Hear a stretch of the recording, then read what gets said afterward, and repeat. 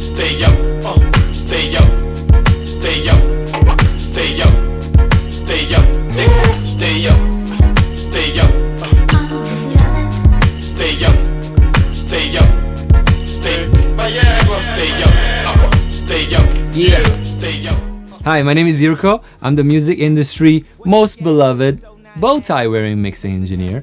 Welcome to Los Angeles. This is Studio Beat 3. This is where I operate out of. I mix and platinumized records every day, and I had the pleasure and honor of working with a million artists and producers, including The Weeknd, Jay-Z, Kanye West, Rick Ross, you name it. My passion for music is actually a byproduct of audio. So to me, my attraction to boom bap hip-hop from New York in the 90s genuinely came from my passion for bass. At the time, that genre was the music with the biggest low end, the biggest bass. So it was only natural for me to get attracted to that genre. Although these guys that were talking to me on records, I had no idea what they were saying because I didn't speak English at the time. So that's how I learned English. So the first, 5-10 years of me listening to hip hop, it kind of sounded like somebody going like blah, blah, blah over a hot beat. So I didn't know what they were saying. And then eventually I learned English and the beautiful culture that pivots around hip hop music. But yeah, it sounds like a very distant tale because it is. This happened a long time ago and a long distance away. This happened in Venice, Italy. That's where I was born and raised. The push of a career forward only happens when there's a good solid foundation, and the solid foundation usually happens the first 10 years of anyone's career in any kind of line of work, really, right? But for me, it happened in Italy when I was working on these projects that didn't really go nowhere, but it helped me in a sense that was like my gym to make my muscles, so that 10 years later, when I now was in a bigger market, New York's, I was finally able to do records with a level of talent and producers, artists, even engineers that was a lot higher, right? And the fact that I was able to work before and get my muscles ready meant that when it was go time, and I was able to really take over, right? But so that was the initial portion where you start developing your career, right? But really the moment that the aha moment was when I was involved in 2006 Jay-Z's album Kingdom Come. And even though my contribution to the album was very small, a stamp of approval of that magnitude, of course, changed and dictated my career, the next 10 years of my career, basically, So that was the moment for sure. The very beginning in Italy, and then the first lucky strike that happened after a 10-15 year span of working really, really hard every day. So it's never like this.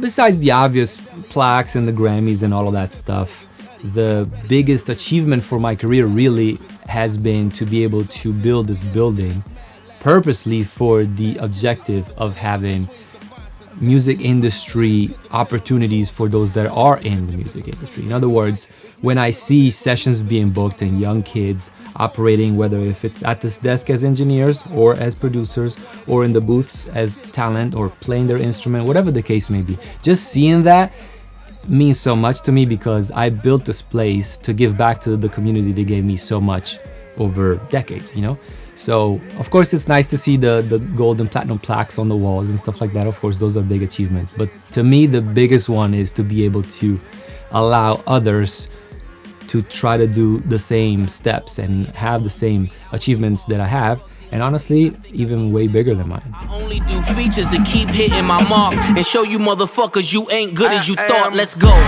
Panamera shopping in the pandemic. The work got grill lines when the pan's searing. Give you the whole clip to let your mans hear it. Then pallbearer next to them so they can all fear it. Oh, what do I enjoy most about mixing? First of all, I always say that mixing feels like it has been created for my personality because I have that perfect split between the nerdiness and the techiness and the specifics of the components, the mechanics of engineering, right?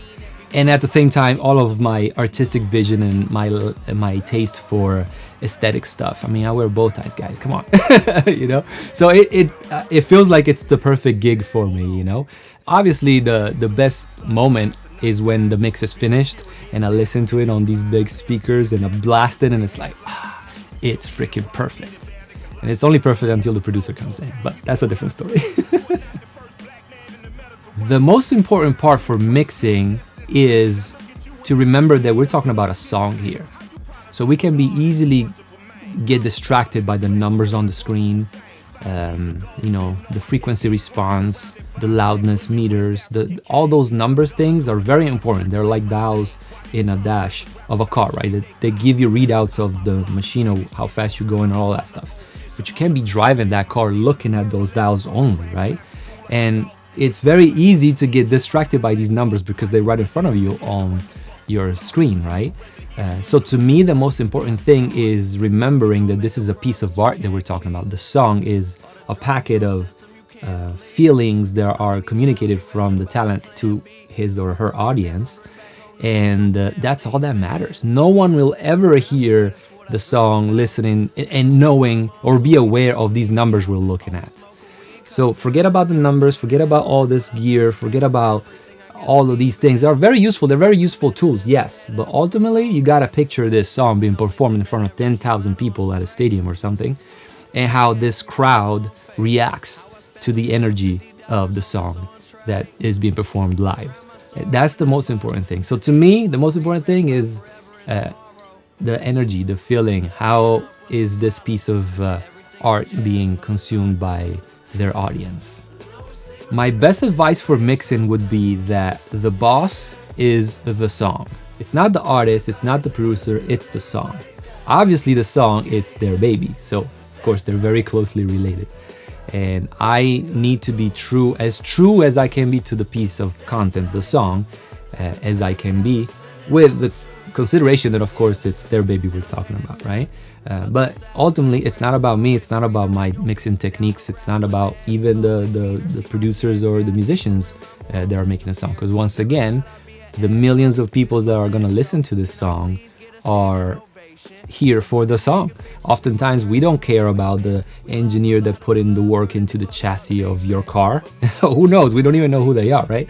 So that's why I'm saying a lot of times it's a very good approach to this kind of work is to check the ego at the door and make sure that you bring in everything you can to give to the product, but then still knowing your place in this big factory, right? Between musicians and producers and writers and artists and managers and talent. It's a lot of people, you know? So yeah, check the ego at the door. That will be it. I guess fuck it, that's life. Yeah, I know it seem a little bit strange sometimes.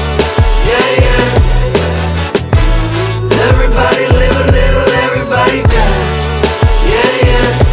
But that's life. The most difficult thing about mixing is, first of all, you have to have the producer and the artist trust. That's the number one thing. And you can't really there is no shortcut or way to cut around that. You need to have their trust. That's the first thing. But then the second thing is, even if you do have the trust, is I'm lucky to be in a perfectly acoustically designed and built space where there is no audio wonkiness of any kind. The listening playback here is literally perfect. So whenever I send out the mix to the talent, they could be in their car, which is a good place to listen to your mix, right? But maybe they're not. Maybe they're on their phone. Maybe they're by the beach and there's a bunch of noise around, right? So I cannot dictate the environment in which they will evaluate my work. That's the most difficult part. The way to solve that is, of course, I invite them here. That's the best thing to do. But that's not always feasible. Tours, people have lives. Some artists and some producers actually don't like recording studios, believe it or not. So it's not always that difficult. But the ideal solution to that, the ideal scenario is for them to be here next to me so that we can listen to the same thing, sitting next to one another and have the same exact experience that allow us to be very neutral in terms of the point of perspective that we have on evaluating the audio, right? Other than that, if they trust me, we'll get a platinumized record with the bow tie for sure. How do I stay creative and grow my skills is to listen to everything that comes out. Now we know there's 100,000 songs being uploaded every day to the DSPs, but yet still we need to be aware of what's happening, especially over the years, trends come and go. And so I need to be very aware of what's hot right now, what is not hot right now. Not to follow the trends, but just to be aware of what's happening around me so that I can make informed decisions. So my go-to signal chain will very often include surgical EQs, tools that I use to fix problems. Then you will have the exact opposite of that, where I'm embellishing with broad strokes kind of EQs, usually tube-like emulators.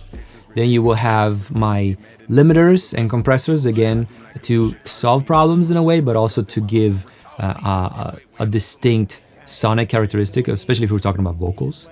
And then you will have your effects, so anything to give either depth or width or three-dimensionality to the elements.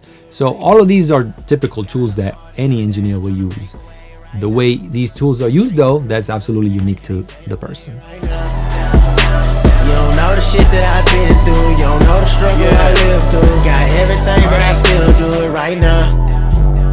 Every day it be bullshit that I deal with. Man, bitch, I'm with still tripping off my side bitch. In my expansion pack, you will find anything from tools to make the kick go from to like the stank face. We need the stank face on those kicks, right? And all the way, and this is applicable to the 808s, the bass tracks also.